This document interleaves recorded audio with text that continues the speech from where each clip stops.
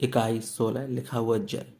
लिखा हुआ कि सही विकल्प छांटकर अपनी बहस पुस्तिका में लिखिए। का लिखा कि पृथ्वी का कितना भाग जल से घिरा हुआ है? लगभग 2/3, लगभग आधा, लगभग तीन चौथाई, लगभग एक चौथाई। कितना भरा हुआ है? 2/3। ये पहला आंसर इसका सही है। लिखा हुआ है कि प्राकृतिक जल का शुद्धतम रूप क्या है? वर्षा का जल, भूमिगत जल, धरातल का जल या समुद्री जल? कौन सा है हमारा? वर्षा का जल। ठीक है।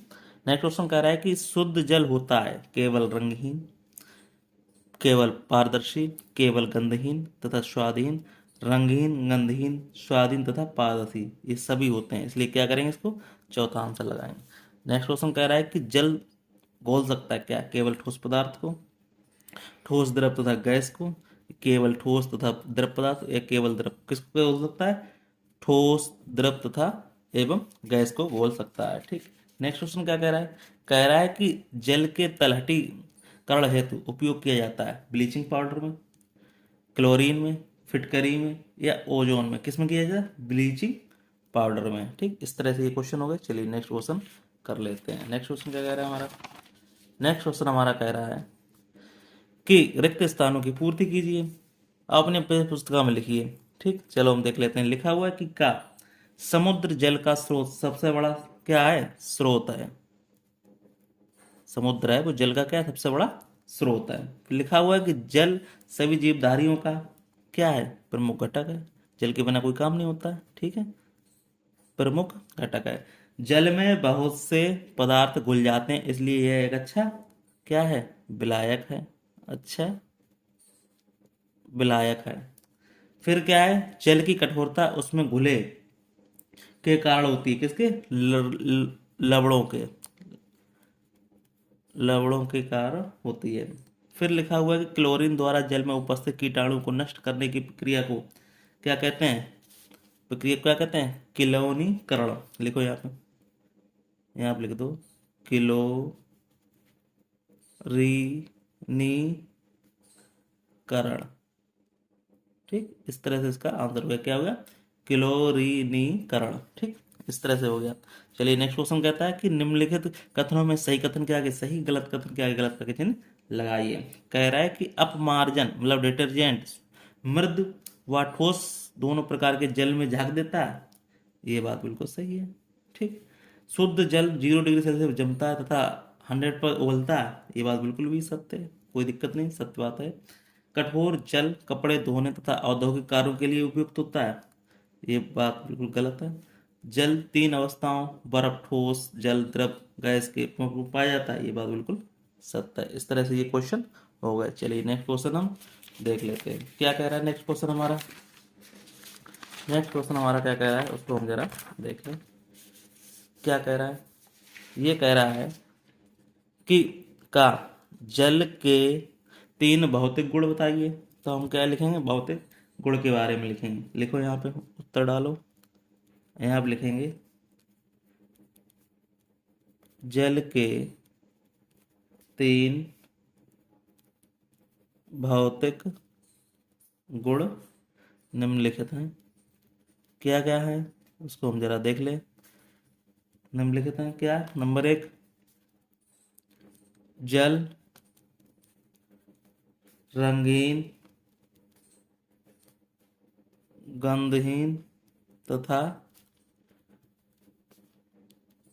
पारदर्शी होता है। ये बात हमें पता चल गई। नंबर 2 की बात क्या होती है? जल की अवस्था ताप पर निर्भर है। ठीक। नंबर 3 बात क्या है? शुद्ध जल का, शुद्ध जल का क्वथनांक कितना होता है? 100 डिग्री सेल्सियस होता है। 100 डिग्री सेल्सियस होता है। ठीक। इस तरह से हो गया। चलिए नेक्स्ट क्वेश्चन क्या कह रहा है कि जल में उपस्थित कीटाणु को नष्ट करने के लिए किन किन रासायनिक पदार्थों का उपयोग किया जाता है? ठीक। उत्तर यहाँ आप लिखो। किसका किसका दिया जाता है? क्लोरीन,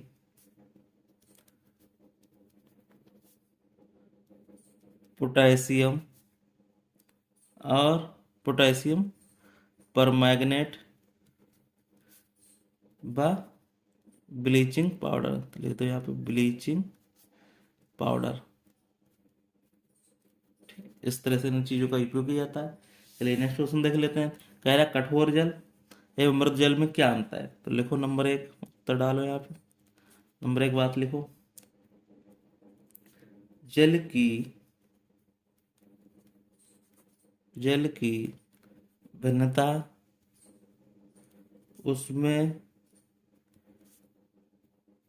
घुले हुए लवणों के कारण होती है।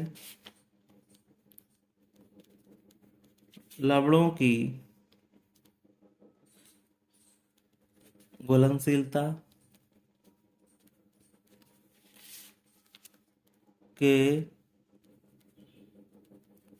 आधार पर जल मृद एवं कठोर होता है। जल में कुछ लवणों की उपस्थिति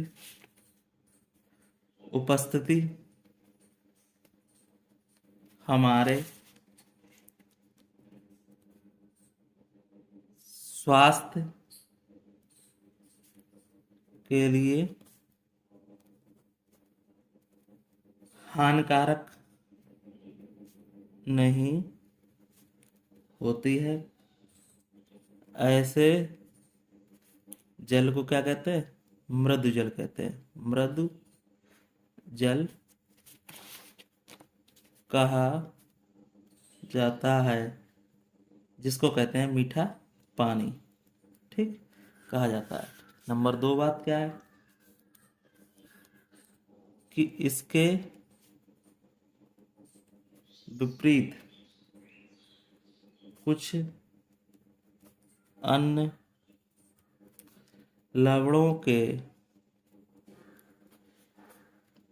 घुले होने पर जल कुछ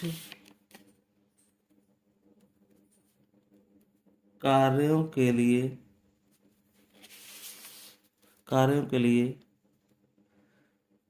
अनुपयुक्त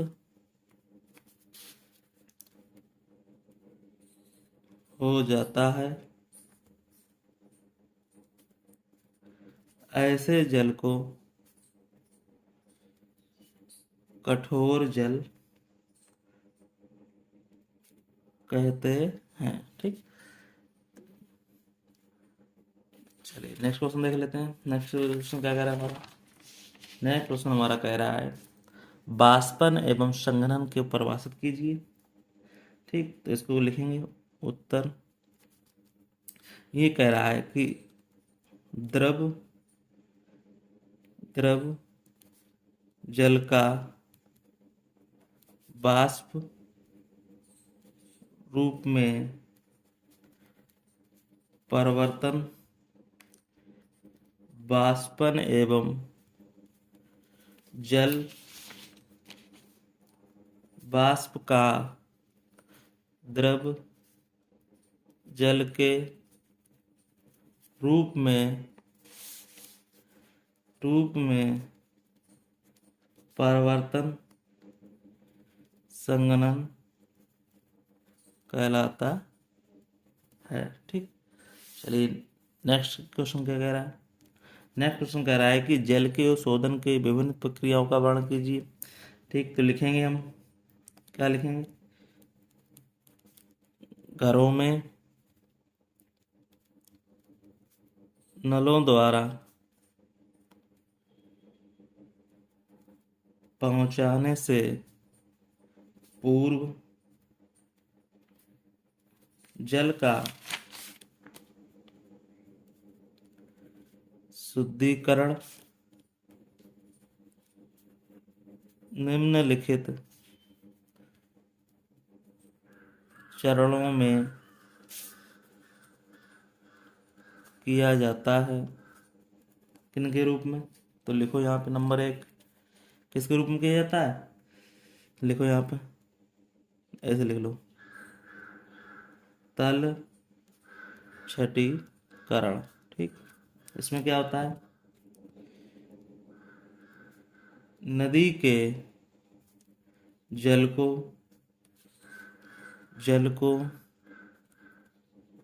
पंप द्वारा,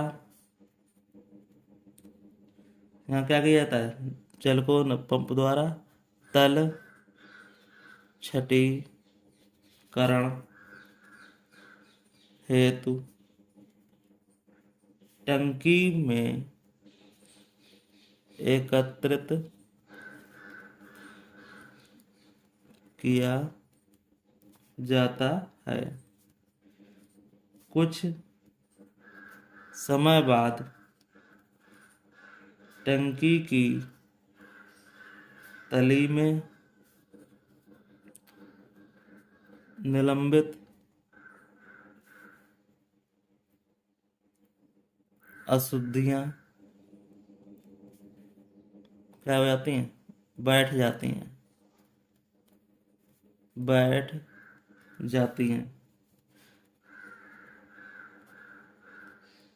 तल छटीकरण की प्रक्रिया तेज करने के लिए फिटकरी का उपयोग किया जाता है। ठीक, नंबर 2 बात क्या होती है? नंबर 2 होता है हमारा छानना। ठीक, लिखो तल छटीकरण के बाद जल को कोयला, कंकड़ों का रेत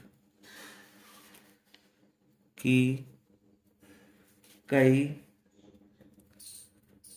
परतों से होकर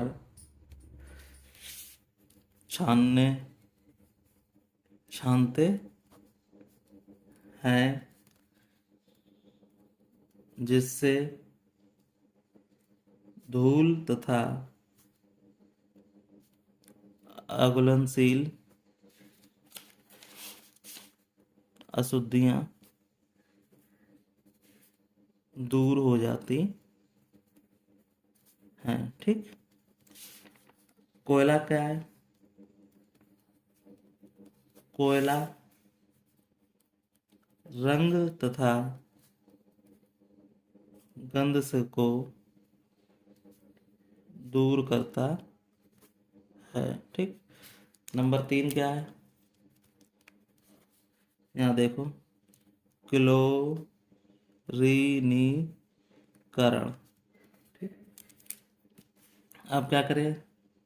जो छन गया जल उसको क्या करेंगे? छनित जल में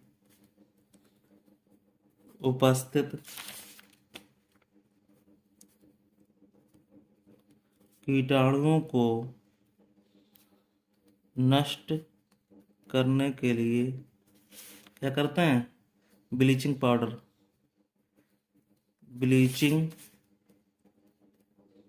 पाउडर या क्लोरीन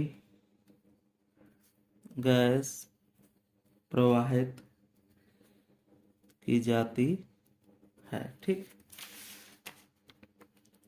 और क्लोरीन गैस में उपस्थित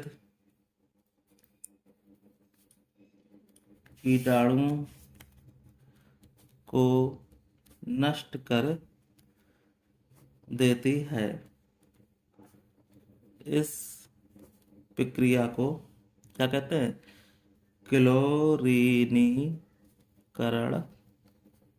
कहते हैं। ठीक, इस तरह से हमारा चैप्टर पूरा हो गया। हमें सीधा पता चल गया कि जल के अगर शोधन में विभिन्न क्या आती है। जल को शुद्ध करने के लिए क्या है, पहले करते हैं तल छठीकरण करते हैं, फिर छानना करते हैं, फिर क्लोरीन करते हैं। इस तरह से हमारा क्या होता है, ये चैप्टर इस तरह से हमारा जल शुद्ध हो जाता है। और हमारा चैप्टर यहाँ पे क्या होता है, दी एंड होता है। फिर मिलते हैं किसी नेक्स्ट चैप्टर, तब तक के लिए धन्यवाद। अगर आपको वीडियो अच्छा लग रहा है तो वीडियो को लाइक शेयर करें और हमारे चैनल को सब्सक्राइब जरूर करें। ठीक है।